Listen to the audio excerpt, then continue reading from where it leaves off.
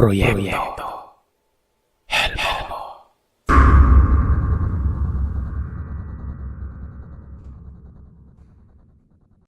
Itago niyo na lamang ako sa pangalang Cecil.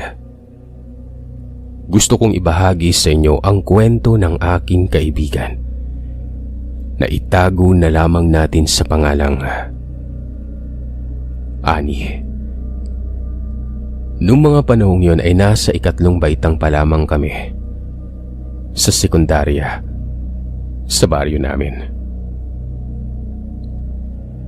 Marami kaming kaklaseng nahuhumaling kay Ani dahil sa taglay niyang natural na kagandahan. Dagdag pa ang kanyang pagiging kayumangging kaligatan at makinis na balat. Isang larawan ng magandang dilag na Pilipina. Nagtataglay pa siya ng maamo at inosenteng mukha. Mapupula at maninipis na labi. Mapupungay na mga mata. Hindi naman ako naiinggit sa kanya kahit na maraming nanliligaw. Hindi naman siya yung tipong malanding babae. Lalo pang nakadagdag ng pagkahumaling sa kanya ng mga lalaki ang pagiging mahinhin nito at kagandahan ng ugali. Subalit sa kabila noon ay may mangilan-ngilan akong naririnig na tsismis buhat sa ilan naming kapitbahay na may sa aswang ang pamilya ni Ani. Kaso hindi ko sila pinapansin dahil wala naman akong makitang anumang ebidensya na nagpapatunay nun. Nagpatuloy kami sa pagiging magkaibigan hanggang sa dumating ang isang panibagong estudyante na nasa 4 na baitang ng sekundarya na nagngangalang Nick. Buhat siya sa Maynila at talagang gwapo at simpatiko siyang lalaki. Maraming mga kaklase namin ang nagkakagusto sa kanya at nangangarap na maging nobyo siya pero nabihag ni Ani ang kanyang puso. Hindi ko siya gusto para kay Ani dahil may mga napapansin akong ibang estudyanteng binobola ni Nick. Pakiramdam ko ay may pagkababaero siya at malamang sa malamang gawin lamang niyang biktima si Ani pero naging porsigido siya sa panliligaw sa kaibigan ko noon. Bukod sa pambobola ay marami ding libangan si Nick pero hindi naman maitatanggi na marami din siyang naging kaibigan sa aming paaralan. Likas naman siyang magiliw at mapagbigay sa aming mga kaklase niya. Kaso pagdating sa babae, hindi ko talaga siya mapagkakatiwalaan. Naiinis ako pero wala akong magawa dahil sa nakikita ko ay matyaga naman si Nick at tila totoo naman ang nararamdaman niya para kay Ani noon. Sa tuwing sumasapit ang katanghalian, ay sumasabay si Nick sa amin sa pagkain. Tumatabi siya kay Ann at kapag natatapos naman ang klase namin sa hapon, sinusundo niya kami at inihahatid kami sa aming bahay.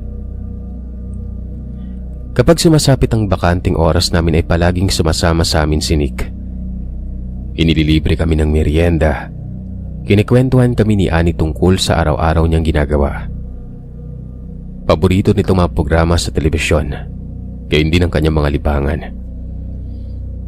Naaaliw naman kami sa kanya dahil bukod sa pagiging palakaibigan nito ay kita ko na talagang maginoo siya at ginagawa niya ang lahat para ingatan at irespeto si Ani. Madalas pa nga niyang binibigyan ng sariwang mga babangong bulaklak si Ani noon at tinutulungan din sa mga proyekto sa aming paaralan. Kaya naman nagsiselos at naiinggit sa kanya ang iba naming mga kaklaseng babae. Sabi pa nila, maswerte si Ani dahil sa kanya ibinubuhos ni Nick ang kanyang atensyon at walang araw na hindi siya sinusuyo nito. Kahit paano ay nagbabago na rin ang masamang impresyon ko sa kanya. Naisip ko rin naman na nagbabago ang mga tao at tila naging inspirasyon na rin ni Nick si Ani para maging matinong lalaki noon.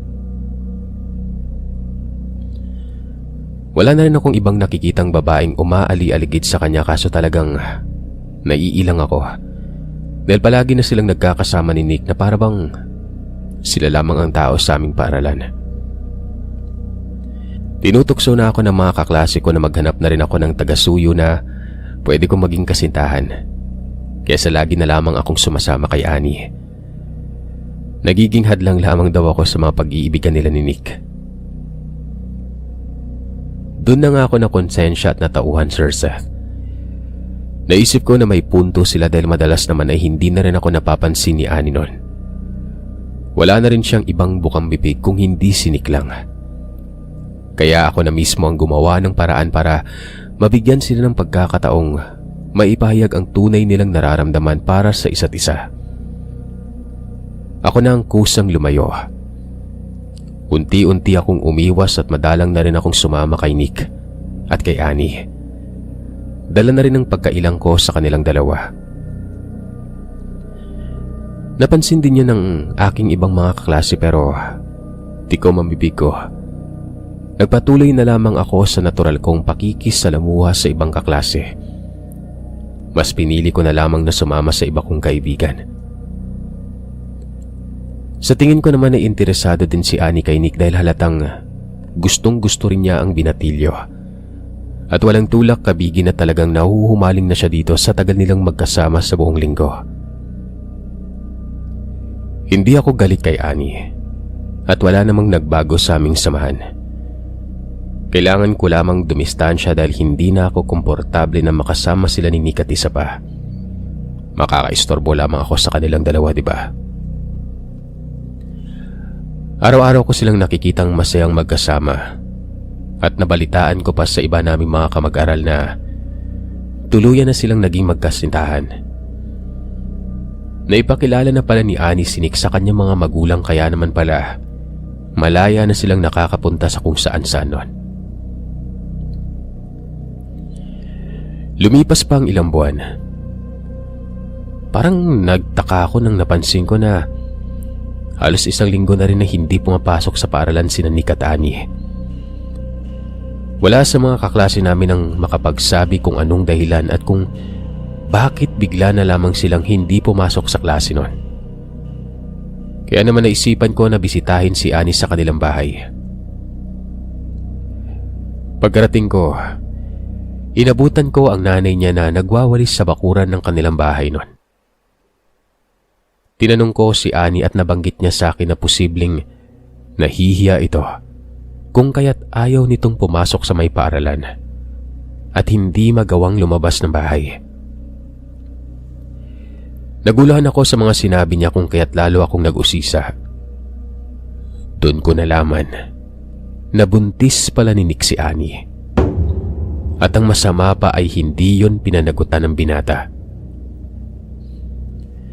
Nalaman pa ni Annie na may iba palang kasintahan si Nick buhat sa pinanggalingan nitong paaralan. Yun mismo ang totoo nitong kasintahan kaya naman pala hindi siya magawang ipakilala ni Nick sa kanyang mga magulang. Nagbuka tuloy aning si Annie at nadisgrasya pa siya sa batang edad na kagagawan ng kapusukan ni Nick. Pinaniwala siya ni Nick na siya lamang ang minamahal nito pero nakatali na pala ito sa legal nitong nobya sa Manila. At ang mas matindi pa, takot si Nick sa kanyang nobya na malaman nito na nakabuntis siya sa baryong yon. Halos bumagsak ang balikat ko at napatulala ako sa isang tabi. Bumagsak lahat ng mga paniniwala ko na mabuting tao at mapagkakatiwalaan si Nick noon. Ang totoo pala ay mas masahol pa siya sa mga manloloko at magnanakaw. Ginamit niya ang kahinaan ni Annie para lang matugunan ang kanyang pagnanasa at paghahanap ng matitikmang katawan. At basta-basta na lamang niyang tatakasan ang kanyang responsibilidad dahil sa meron siyang kinatatakutan. Saglit pa akong nagulat at nawala ang isip ko sa konsentrasyon nang makarinig ako ng mga pagsigaw nun. Napagtanto ko na sumisigaw si Annie sa loob ng bahay. Kaya dali-dali kaming umaksyon ng kanyang ina. Pinapasok ako ng nanay ni Annie at nagmamadali kaming nagtungo sa kwarto niya. Inabutan ko noon na may hawak na kutsilyo si Annie at nagbabalak siyang maglaslas ng pulso. Napasigaw ako at inagaw ang hawak niyang kutsilyo noon. Kinuha yun ng kanyang ina Pinigilan ko si Ani pero nagwawala ito. Kamuntik na niya akong maitulak. Mabuti na lamang at nayakap ko siya ng mahigpit. Humahagulgol siya habang umaagos sa mga luha sa kanyang mga mata. Parang madudurog ang puso ko noon habang pinagmamasdan ko ang kalagayan ni Ani. Hindi ko lubos maisip na sisirain ni Nick ang buhay niya. Nilinglang niya ang aking kaibigan para lang kuhain ang kanyang mga pangarap. Gayun din ang kanyang pagkababae. Sinubukan ko na pakalmahin si Ani sa kabila ng matagal niyang pag-iyak. Makalipas ang ilang sandali ay humiga siya sa may kama at walang siglang kinausap ako ng masinsinan. Isinalaysay niya sa akin ang buong pangyayari at kung paano siya nabuntis ni Nick. Ilang buwan na ang nakakalipas nang sumapit ang kaarawan ni Nick noon. Isinama nito si Ani sa kanyang bahay. Kahit na hindi pabor ang mga magulang nito sa kaibigan ko. Nakipagkwentuhan pa sina Ani at Nick sa mga bisita noon. Nagawa din nilang kumain at uminom ng juice pagkatapos ay umakyat sila sa may hagdan kung saan matatagpuan ang silid tulugan ni Nick. Pagkapasok nila sa loob ay doon nagumpisang mahilo si Ani. Hindi naman siya lasing dahil hindi siya umiinom ng alak noon. Ipinahayag ni Nick ang pag-ibig niya kay Ani at walang pag-aalinlangan na pinaghahalikan siya noon at hinawakan sa masiselang bahagi ng kanyang katawan. Hindi naman siya makapalag dahil nanghihina ang kanyang buong katawan at umiikot ang kanyang paningin. Hanggang sa hindi nagtagal, nagdilim ang kanyang paningin at hindi na niya malaman kung anong kasunod na nangyari noon. Nagising na lamang siyang walang saplot habang nasa katabi niya si Nick. Kinabahan siya at halos mapaiyak siya nang malaman na may nangyari sa kanya. Pero pinangakuan naman siya nito na wala siyang dapat ikatakot dahil walang mangyayaring masama. At kung mabuntis man siya, pananagutan siya nito. Doon lamang napanatag ang kalooban ni Ani pero lumipas ang ilang linggo. Nakaramdam siya ng matinding pagsusuka. Parati siyang nahihilo nun. Naging sensitibo na rin ang kanyang pang-amoy sa iba't ibang bagay. Hindi na rin niya nagagawang maglagay ng pabango sa katawan dahil nahihilo siya at nasusuka sa amoy nun. Nag-alala siya sa kanyang kalagayan at inisip na baka meron siyang malubhang sakit kung kaya't ipinagtapat niya sa kanyang ina ang nararamdaman nun. Nagtungo sila sa ospital, nagpa-check up sa doktor at doon nila nalaman na buntis si Ani. Nagbunga ang nangyari sa kanila ni Nick. Simula noon ay hindi na pumasok sa paaralan si Ani. Nagawa niyang puntahan si Nick pero inabutan niya itong may dalang malaking bag kasama ang mga magulang. Ipinagtapat niyang nagdadalang tao siya at si Nick ang ama. Hindi naman nasorpresa si Nick at hindi rin nakitaan ng kasiyahan. Umiwas siya ng tingin kay Ani at dire-diretsyong sumakay sa sasakyan. Itinulak si Ani ng ina ni Nick at sinabihan na hindi siya ang babaeng karapat-dapat para sa kanilang anak noon. At kung maaari ay wag na itong mag-imbento ng anumang kwento laban sa kanilang anak. Kung gusto ni Ani na makasuhan at mapadamay ang buong pamilya niya. Matapos noon ay nagmamadaling sumakay sa kotse ang buong mag-anak. At naiwang lumuluha si Ani sa isang tabi habang hawak ang kanyang tiyan. Namuo ang galit sa puso ni Ani. Nabanggit niya sa akin na hindi siya matatahimik hanggat hindi siya nakakaganti kay Nick noon.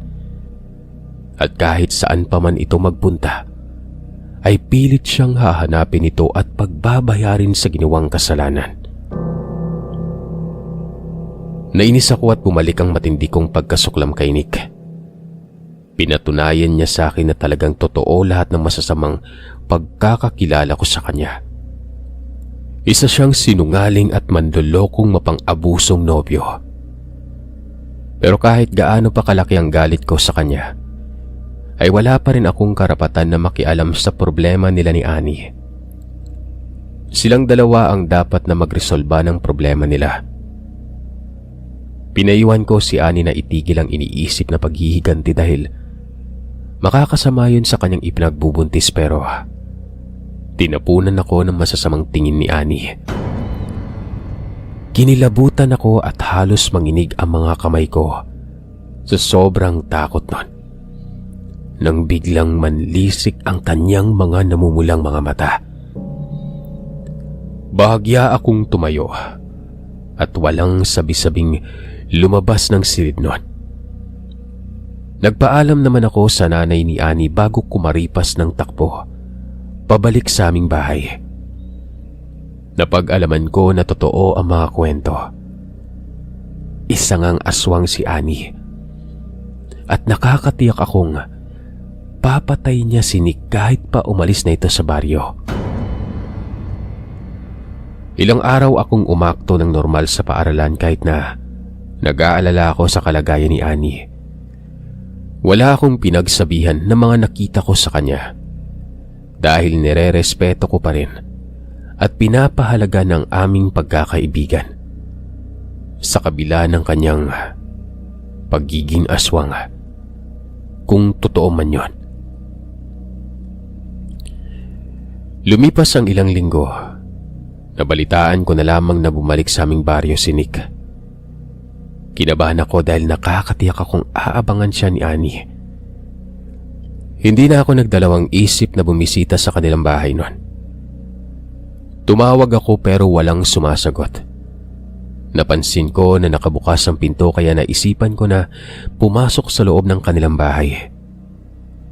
Tumawag ako sa mga magulang ni Annie, pero wala ni isa sa kanila ang sumasagot. Lumingalinga ako sa bawat sulok ng bahay pero walang katao-tao doon. Malapit nang lumubog ang araw, nagtungo ako sa may palikuran. Nakarinig ako ng nakakarinding hiyaw na parang nagmamakaawa. Nagsipagtayuan ang mga balahibo ko sa katawan. Napansin ko ang isang pinto malapit sa likod bahay. Binuksan ko yon at namilog ang mga mata ko sa nakita ko. Halos mawalan ako ng ulirat nang matitigan ng isang figura ng nakaluhod. Abalang-abala siya sa paglantak ng kung anong mga laman ng isang lalaking lasog-lasog ang katawan nun. Lumapit ako at mas lalo ko pang inalam kung sino ang naturang lalaki. Napatakip ako ng bibig nang mapagtanto na ang katawan na yon si Nick. Lumingon sa akin ang bulto at laking gulat ko na mapagmasdan ang marumi at dugoang anyo ni Annie habang ngumunguya ito ng sariwang laman loob. Bumakas sa mukha niya ang matinding kalungkutan habang bumabagtas na naman ng mga luha sa kanyang mga mata. Lumihistro sa isip ko na pinatay o kinain ni Annie si Nick at yun ang naging paghihiganti niya sa pambubuntis sa kanya nito. Naghalo ang kilabot at awa sa kalooban ko habang pinagmamasdan si Annie. Sobrang sakit sa puso ang kanyang matinding pagdadalamhati sa sinapit niya. Napaatras ako ng paghakbang. Hindi ko na siya nagawang kausapin pa. Nagmadali na akong umalis sa kanilang bahay. Pagka-uwi ko sa bahay, dumiretso ako sa aking silid tulugan. Doon ako pabagsak na humiga sa kama. Humagulgul ako sa pag-iyak habang sariwa pa rin sa isip ko ang nangyari. Yun na marahil ang remedyo na naisip ni Annie sa kahalayang ginawa sa kanya ni Nick. Lumipas ang isang araw, binalak ko na dumalaw sa bahay ni Annie. Hindi ko na nagawang pumasok sa loob ng bahay nila. Nagkubli na lamang ako sa punong kahoy at nagmatsyag na lamang ako nun. Pinanood ko si Annie habang nakahawak sa kanyang tiyan. Medyo lumalaki na rin ang tiyan niya nun. Naglalakad-lakad siya sa may bakuran ng kanilang bahay habang humihimig ng isang awitin sa mga sanggol. Napagtanto ko na marahil ay ipagpapatuloy niya ang kanyang pagbubuntis. Kahit papano ay nakahinga naman ako ng maluwag na walang nangyaring masama kay Annie nun. Bumalik na rin ako sa aming bahay. May nakasalubong akong iilang kapitbahay na kumpul-kumpul na nag-uumpukan sa ilalim ng punong mangga. Nagkikwentuhan sila tungkol sa biglaang pagkawala ni Nick sa nagdaang araw. Nagkaroon sila ng haka-haka na posibleng bumalik na rin kaagad si Nick sa Manila sa takot na baka makita si Annie dahil bulgar na rin ang kanyang pagdadalang tao. Hindi na ako nakisali sa kanilang usapan. Alam ko na mananatiling isang lihim ang ginawang pagpatay sa kanya ni Annie. At kahit may nalaman ako sa tunay na ganap, ipinagpasa Diyos ko na lamang lahat. Hindi man makatarungan o maliman ang ginawa ng kaibigan ko, pinanindigan pa rin niya ang desisyon na maghiganti nun para makamit ang kapayapaan ng pag-iisip. Alam ko na darating ang panahon na magtataka ang kanyang anak at walang kikilalaning ama. Pero nararamdaman ko naman na pupunuan ni Annie ng pagmamahal ang kanyang anak nun. At kahit wala man itong kikilalaning ama ay magiging matiwasay naman ang buhay nila bilang pamilya. Hindi nakapagtapos ng pag-aaral si Annie. Hindi na siya nagpakita sa aming paaralan pagkatapos ng naganap na pagkawala ni Nick sa aming baryo. Pero naitaguyod at napalaki naman niya ng maayos ang kanyang anak. Nung nagkolehiyo ako ay ipinadala ako ng aking mga magulang sa Bataan. At doon na rin ako nakahanap ng trabaho. Madalang na akong umuwi sa aming baryo pero sa tuwing nakakapagbakasyon ako, paminsan-minsan ay dumadaan ako kay Annie. Binibisita ko silang mag-ina. Lumaking kamukhang kamukha ni Annie ang kanyang anak.